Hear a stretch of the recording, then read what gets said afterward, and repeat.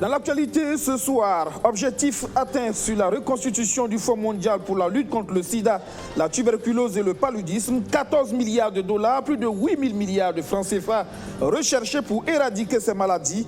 Le compte est bon. L'appel du président du Faso, Roch Marc Christian Kaboré, et des autres chefs d'État présents à Lyon a été entendu. Autre maladie qui mobilise les acteurs au niveau national, c'est la péripneumonie contagieuse bovine. Elle handicape sérieusement le secteur de l'élevage au Burkina Faso. Une campagne nationale de vaccination des animaux a été lancée ce jeudi. À Bobo-Dioulasso, la tension reste palpable à Logofuruso. La terre divise. Le projet de construction de logements sociaux dans le village a fait 2 camps. Une assemblée générale convoquée par le chef s'est achevée en queue de poisson. Voici pour le sommaire. La journée des engagements à la 6e conférence de reconstitution des ressources du Fonds mondial contre le sida, le paludisme et la tuberculose. Le président français Emmanuel Macron lance un appel à tous les pays, les partenaires techniques et financiers ainsi que le secteur privé pour un investissement de 14 milliards de dollars, soit plus de 8 000 milliards de francs CFA pour espérer éradiquer complètement le sida, la tuberculose et le paludisme d'ici à 2030.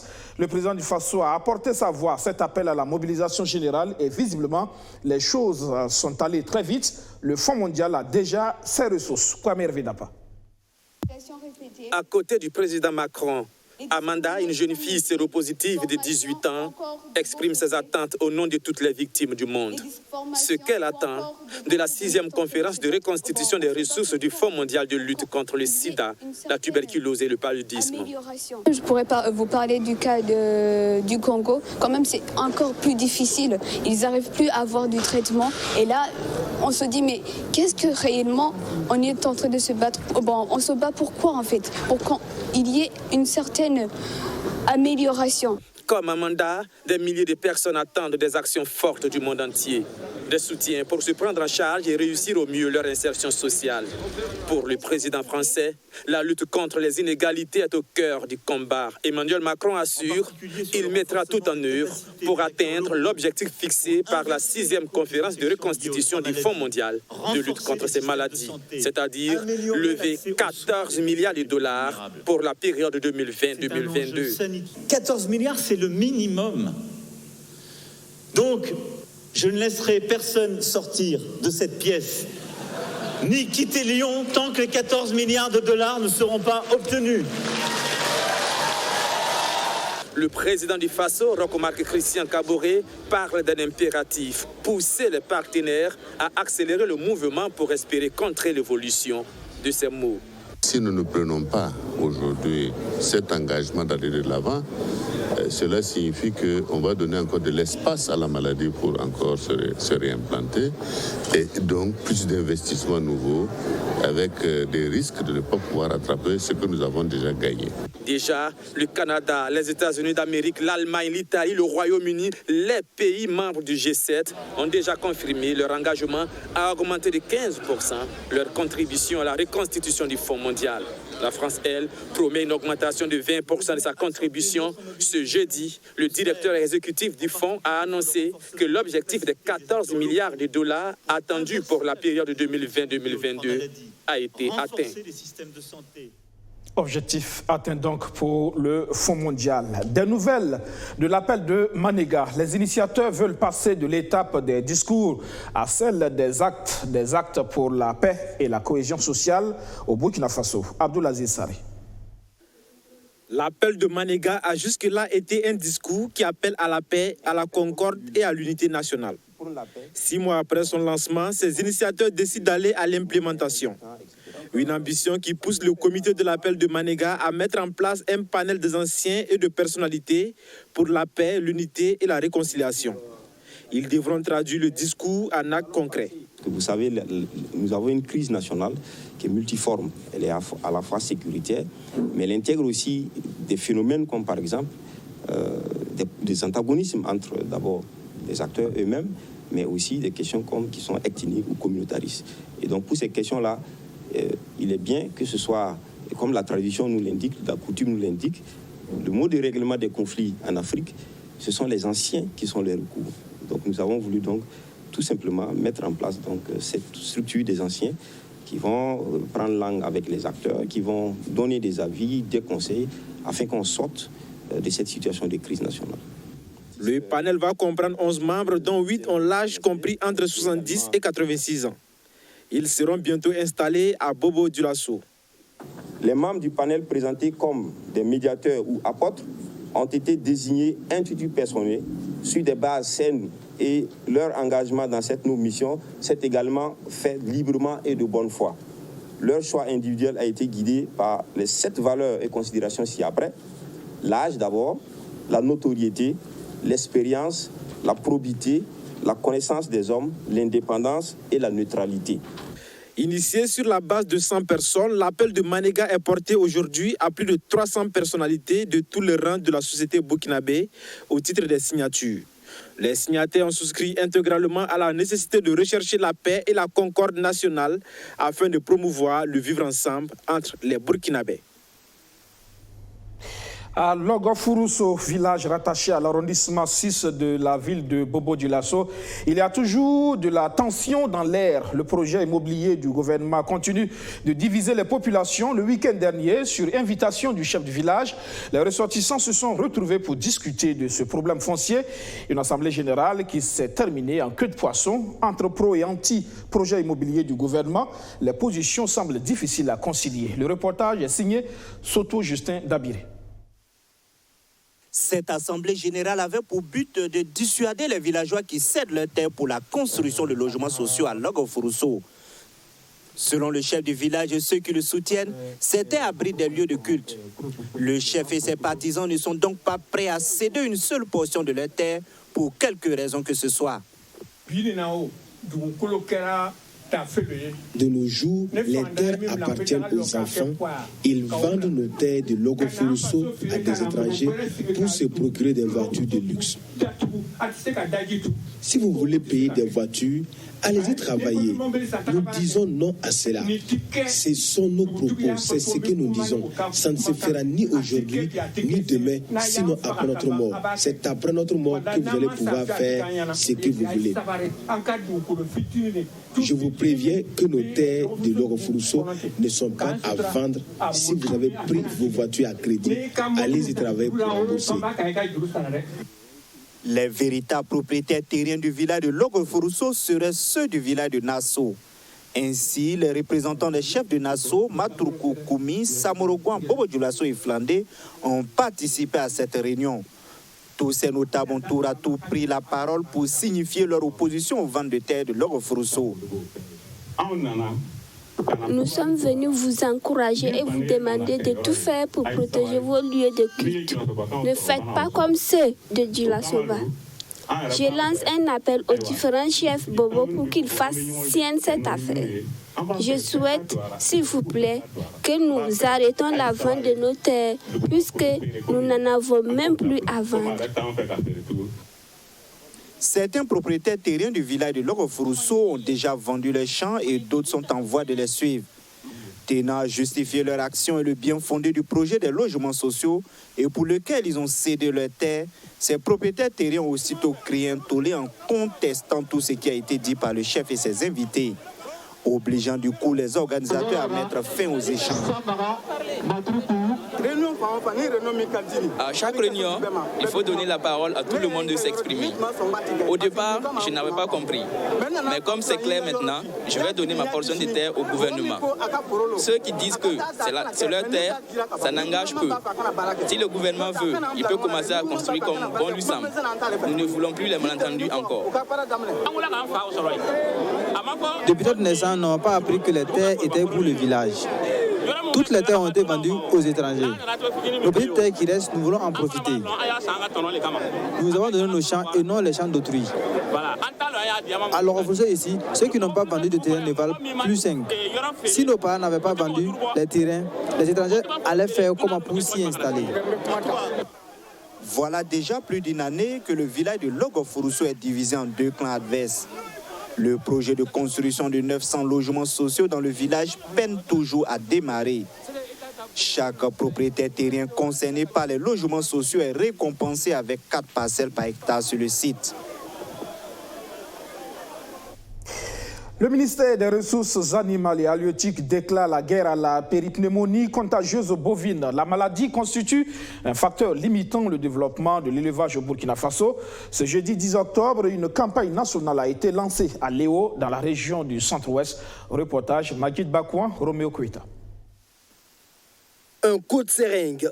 La gouverneure de la région du centre-ouest donne ainsi à Léo le top départ de la campagne nationale 2019-2020 de vaccination contre la péripnéumonie contagieuse bovine. Cette maladie constitue le principal facteur limitant le développement de l'élevage des bovins au Burkina Faso. Pour cette campagne, l'objectif est de vacciner 65% de l'effectif du cheptel national. Alors pour cette campagne, nous avons un objectif de vacciner 65% des bovins. Mais pour atteindre cet objectif, il faut que nous vaccinions tous les animaux parce qu'il s'agit donc de vacciner des effectifs sensibles. Voilà, donc l'objectif en tout cas visé est de 65% des bovins au Burkina Faso. Pour atteindre cet objectif, le gouvernement a subventionné les produits de vaccination. Vous savez que l'élevage c'est un secteur économique important. Et donc, pour le moment, au niveau du Burkina Faso, nous vaccinons, c'est juste une contrepartie que nous demandons, une petite contribution que nous demandons aux éleveurs pour pouvoir vacciner les animaux. À 125 francs. 125 francs par tête. La mobilisation des éleveurs de la région est remarquable à cette cérémonie de lancement. La campagne de vaccination est bien appréciée, mais les éleveurs pensent que beaucoup d'efforts restent encore à fournir par le gouvernement. C'est déjà en tout cas un pas, mais nous on voudrait en tout cas demander encore au gouvernement de faire encore un peu plus. Parce qu'il y a d'autres petits problèmes qui sont là. Tous les éleveurs n'ont pas la même capacité. Il y a des éleveurs qui ont 100 têtes, 120. Il y a d'autres qui ont 10, 15.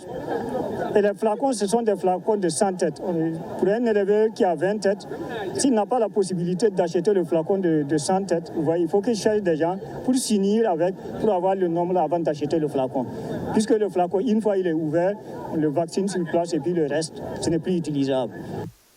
La gouverneure demande à la communauté d'éleveurs de faire de la sensibilisation à l'interne afin de prévenir les maladies bovines et assurer un épanouissement harmonieux dans chaque famille d'éleveurs.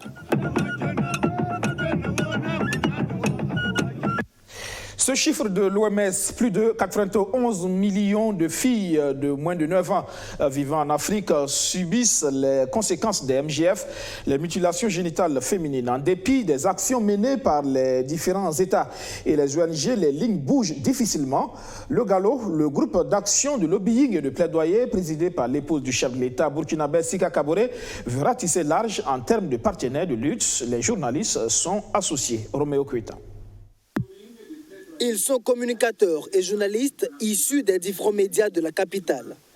Avec leurs plumes, leurs micros et leurs caméras, ils peuvent constituer un maillon important dans la lutte contre les mutilations génitales féminines à condition qu'ils s'impliquent davantage dans l'information des populations sur la nécessité de la promotion de la santé et des droits sexuels et reproductifs.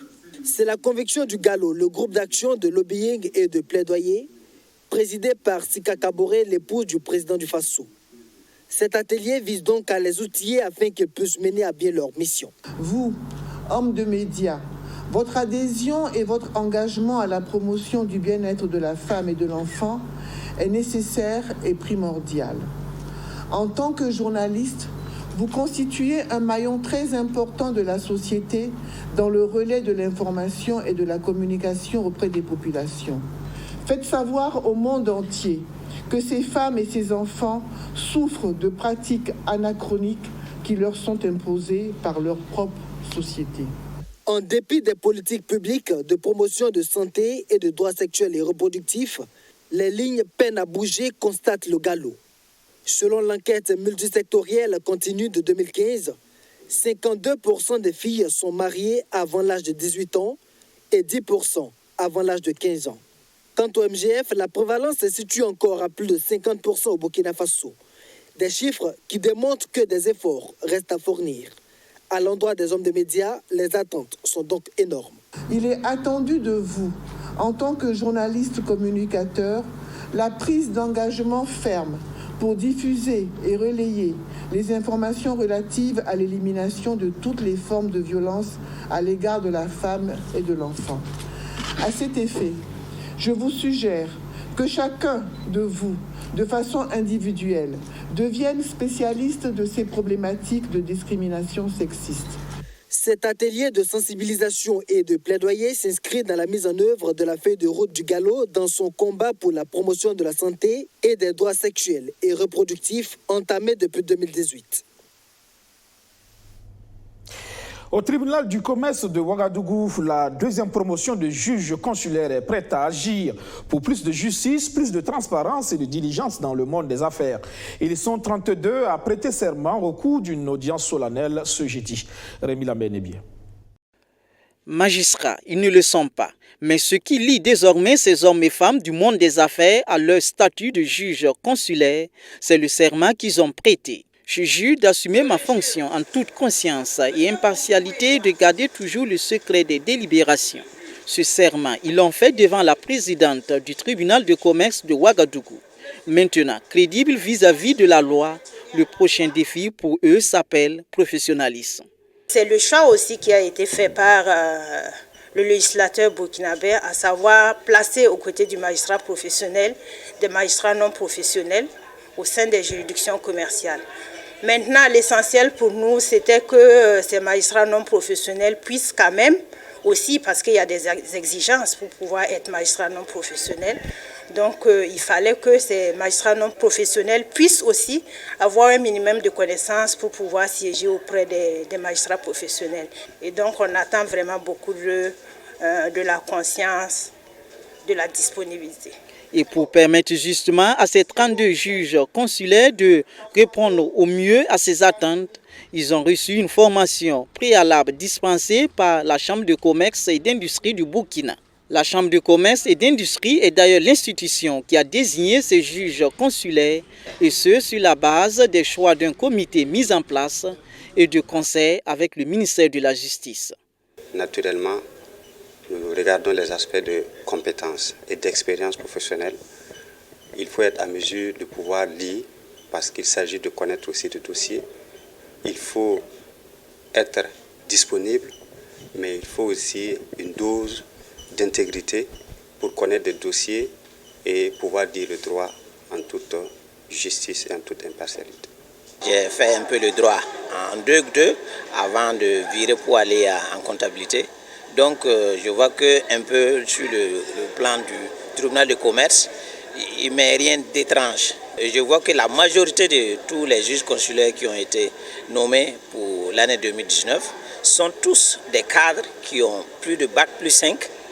Éviter d'être juge et partie, c'est toute l'exigence que requiert cette haute fonction de juge consulaire. Habituellement, nous avons 3 juges, un juge professionnel et 2 juges consulaires, pour connaître des dossiers, pour analyser ces dossiers, les contentieux qu'il y a, et pouvoir prendre des décisions sur la base justement des textes et des lois qui régissent nos secteurs d'activité. Donc je pense qu'au regard de cette formation que nous avons reçue et au regard de l'expérience de tout un chacun dans son secteur d'activité, nous serons à même d'apporter des décisions éclairées sur les différents dossiers.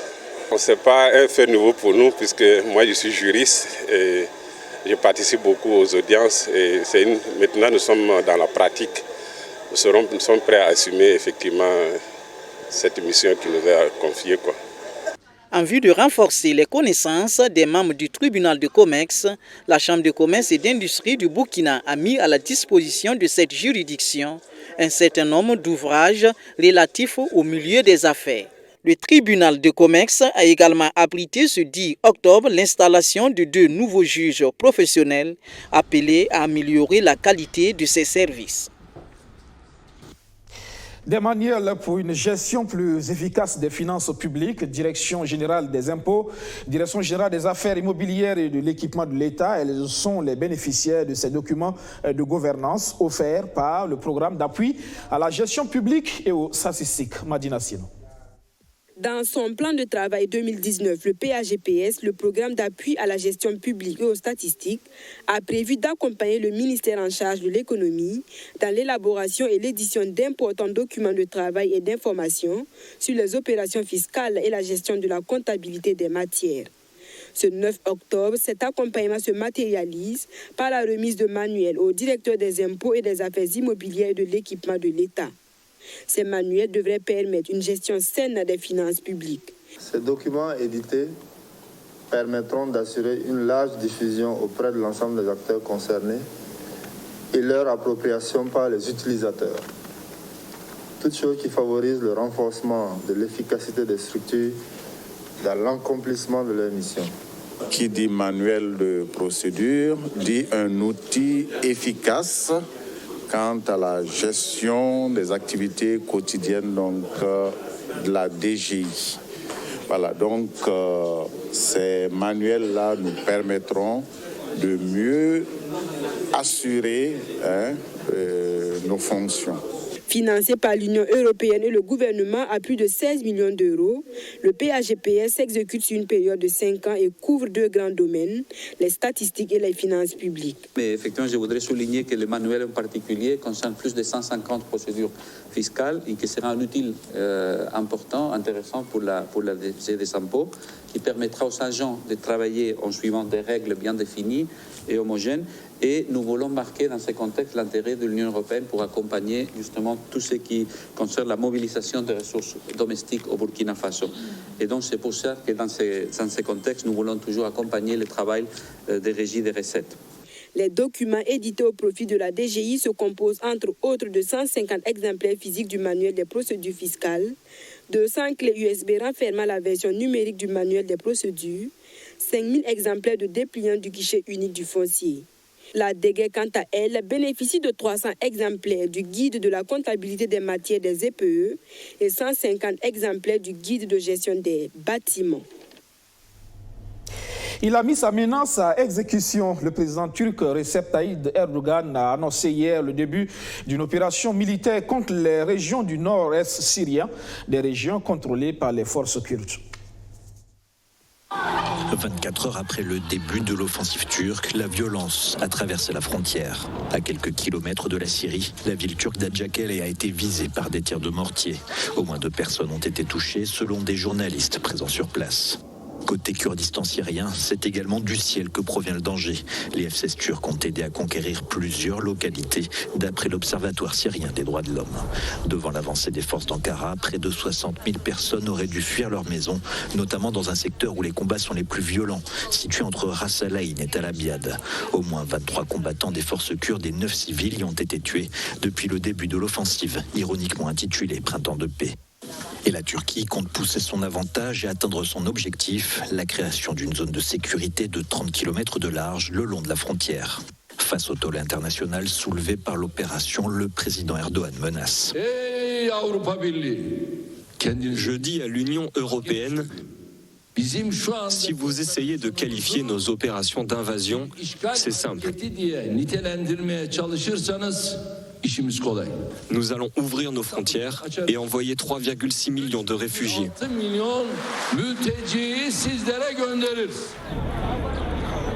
Le Reis a en effet un atout de poids dans sa manche. La Turquie est de loin le pays au monde qui accueille le plus de déplacés syriens, en accord notamment avec l'Union européenne.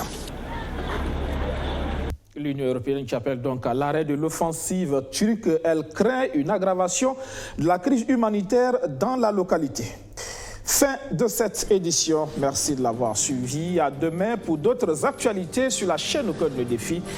Passez une agréable soirée.